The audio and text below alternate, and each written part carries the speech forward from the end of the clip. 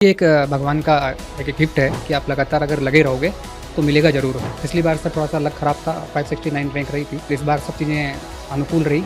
देरी से मिला है लेकिन ये मुझे सिखाता है कि आप कंसिस्टेंट रहिए तो आपको जो परिणाम है वो इस रूप में मिलेगा। आरएएस 2024 का परिणाम आ चुका है और जो विनोद चौधरी जी हैं उन्होंने 54वीं रैंक हासिल की है।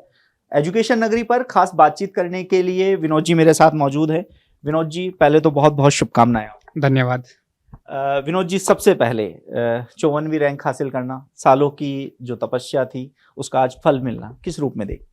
सर ये एक भगवान का एक गिफ्ट है और गिफ्ट के साथ-साथ ये है कि जो कंसिस्टेंसी है हार्ड वर्क की है, तो ये दिखाती है और ये मुझे वापस विश्वास दिलाती है कि आप लगातार अगर लगे रहोगे तो मिलेगा ज़रूर। तो सर ये थोड़ा देरी से मिला है लेकिन ये मुझे सिखाता है कि आप कंसिस्टेंट रहिए तो आपको जो परिणाम है वो इस रूप में मिलेगा। विनोद जी कितने सालों की तपस्या थी ये? क्योंकि जैसा आपने कहा कि थोड़ी देरी से मिली है। कितने सालों से आप प्रयास कर रहे थे? वो सपना कब संजोया कि बनूँगा तो आरएएस ही बनूँगा? सर ये कॉलेज के जो लास्ट पीरियड होता है 4th ईयर जब मेरी बीटेक हो रही थी, तो सीटीआई कॉलेज उदयपुर से मेरी बीटेक हुई है। तो सर फाइनल ईयर में हमने सोचा था कि हम आरएस की तैयारी करते हैं। सर फुल फ्लेज अगर देखा जाए तो मैं 21 से ही स्टार्ट हुआ था कि मेरा पहला जो जॉब है वो बैंक के अंदर एज ए पीएनबी के अंदर था, तो वहाँ मैं इतना पढ़ नहीं पाया था। लेकिन 21 के बाद से सर मैंने सोच लिया था कि मुझे प्रॉपर आरएस की तैयारी करना है और वहाँ से कंटिन्यू चल रहा है। पिछली बार सर थोड़ा-सा लक खराब था, 569 रैंक रही थी, लेकिन सर इस बार सब चीज़ें अनुकूल रही और सर इस रूप में सर परिणाम देखने को मिला। विनोद जी सफलता का श्रेय जब तक ये वाला टॉपिक पे बात नहीं करते हैं ना, इंटरव्यू पूरा ही नहीं लगता है। अपनी सफलता का श्रेय आप किसे देंगे और क्यों देंगे? सर जो शुरुआत से अगर मैं श्रेय देखूँ तो मेरे दादा-दादी को दूँगा। उन्होंने सर सबसे पहले ये चीज़ सोची थी कि हमारे बच्चे पढ़ेंगे। पापा और मम्मी तो शिक्षा से थोड़ा वंचित रहे, लेकिन उन्होंने भी लगातार सपोर्ट रखा मेरा।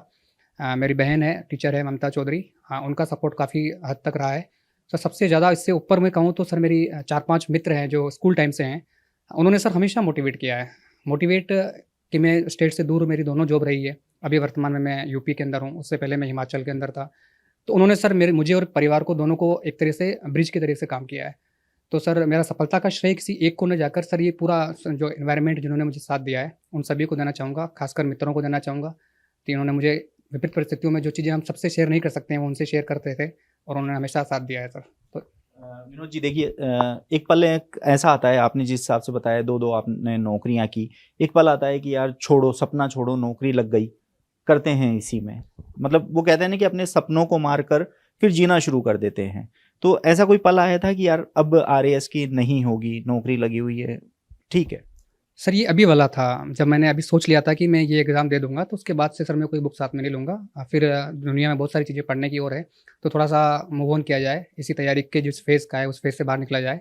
तो सर इससे पहले तो कभी आया नहीं क्योंकि सर मुझे पढ़ना काफ़ी अच्छा लगता है। अदर-अदर बुक्स भी मैं पढ़ता रहता हूँ।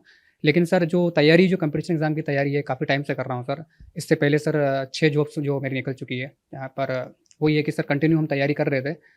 तो इस बार सर मैंने सोच लिया था कि मैं अब ये अंतिम एग्ज़ाम है और उसके बाद से मैं पढ़ाई नहीं करूँगा। तो उससे पहले सर मैं कभी डिमोटिवेट और कभी नहीं हुआ, अभी भी नहीं हुआ। अभी मेरा व्यक्तिगत फैसला था कि अब थोड़ा लाइफ़ को एक्सप्लोर किया जाए।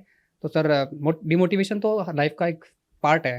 तो सर मैंने कहा ना कि डिमोटिवेशन में मित्र और अगर परिवार साथ हो, तो सर वो डिमोटिवेशन कुछ कुछ चंद पलों का होता है। तो सर वही रहा मेरे साथ।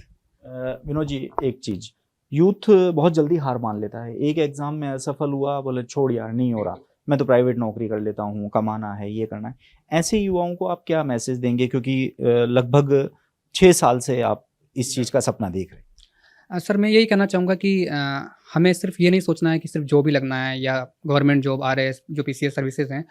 आपको अपनी कैपेबिलिटी पे विश्वास करना पड़ेगा कि आपकी क्या कैपेबिलिटी है, किस क्षेत्र में आप जा सकते हो। आज के टाइम में स्टार्टअप्स में इसमें काफ़ी अच्छा चल रहा है। तो आप सर अपने आप की पोटेंशियल को समझिए। अपने आप में देखिए सर हार मानना तो सर व्यक्ति के जीवन का उद्देश्य खत्म हो जाता है। क्योंकि आपको जॉब लगने के बाद भी संघर्ष करना है, परिवार के अंदर भी संघर्ष करना है, समाज के अंदर भी संघर्ष करना है और जब संघर्ष करोगे तभी विकास की जो प्रक्रिया है वो आगे बढ़ेगी।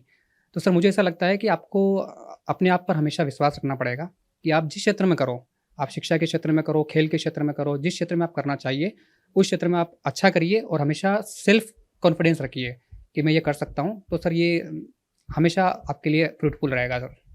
प्रशासनिक सेवा में जाना हर किसी का सपना होता है, लेकिन आपने इस सपने में क्या चीज़ें ऐड करी हैं कि मुझे ये बदलाव लाने हैं? देखिए आज हम एआई युग में जी रहे हैं। बहुत सारी ऐसी चीज़ें हैं कि हम रोज़ ये सोचते हैं कि ये बदलाव होना चाहिए। अब आप उस फ़ील्ड में हैं जिस बदलाव पर आप मोहर लगा सकते हैं। ऐसे कौन से लक्ष्य आपने निर्धारित किए हैं कि मुझे अपनी सर्विस के दौरान इन लक्ष्यों को तो हासिल करना है? सर सबसे पहला जो मेरा लक्ष्य है वो है एक्सेस, कि लोगों के साथ जो प्रशासनिक सेवाओं की एक्सेस है, उसको किस तरह से इम्प्रूव किया जा सकता है। आज भी सर देखा जाए तो जो प्रशासनिक सेवाएँ हैं, उनको एक अलग नज़रिए से, राजा-महाराजाओं के नज़रिए से देखा जाता है सर। तो सर मेरा तो हमेशा यही रहेगा कि जनता के साथ और लोगों के साथ जुड़ाव बेहतर किया जाए। और सर ये जो गैप है कि अधिकारी वर्ग और जनता वर्ग और कर्मचारी वर्ग, सर मुझे ये लगता है कि इनको पैरेलल लेके आना मेरी ज़िम्मेदारी रहेगी, ना कि इनको सीढ़ीनुमा रखना। तो मेरी सर सबसे पहला प्रयास ये रहेगा कि मैं जनता से जनता की तरह ही जाके जुड़ूँ, ना कि एक अधिकारी मानसिकता के साथ। एक अब युवाओं को एक मैसेज, सफलता आपने हासिल की है, वो किस रास्ते पर चलें जिससे उनको भी सफलता प्राप्त? सर यही है कि असफलता से ना घबराएँ। असफलता के अंदर भी आपको अपने जो परिवार है, समाज है, उससे जुड़े रहें, क्योंकि असफलता के अंदर आपको चीज़ें सीखने को मिलती है कि सफल कैसे बना जा सकता है। तो आज मेरी सफलता है, लेकिन इसके पीछे की बहुत सारी असफलताएँ हैं, जो व्यक्तिगत जीवन में और सार्वजनिक जीवन में हैं। तो सर आप उनको एक्सेप्ट करिए। असफलता को अगर आपने जिस दिन एक्सेप्ट कर लिया, सफलता आपके पास भाग के आएगी। बिल्कुल, बहुत-बहुत धन्यवाद विनोद जी और आपको बहुत-बहुत शुभकामनाएँ, 54वीं रैंक हासिल की है। तो ये विनोद चौधरी जी थे।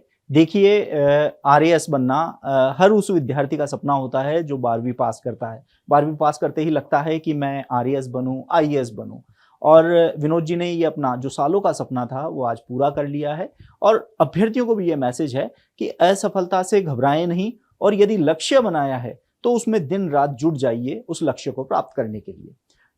अगले इंटरव्यू में एक और हमारे आरएएस के साथ आपसे मुलाकात करेंगे। तब तक के लिए आप मुझे इजाज़त दीजिए। आप देखते रहिए एजुकेशन नगरी। मैं हूं ललित वर्मा।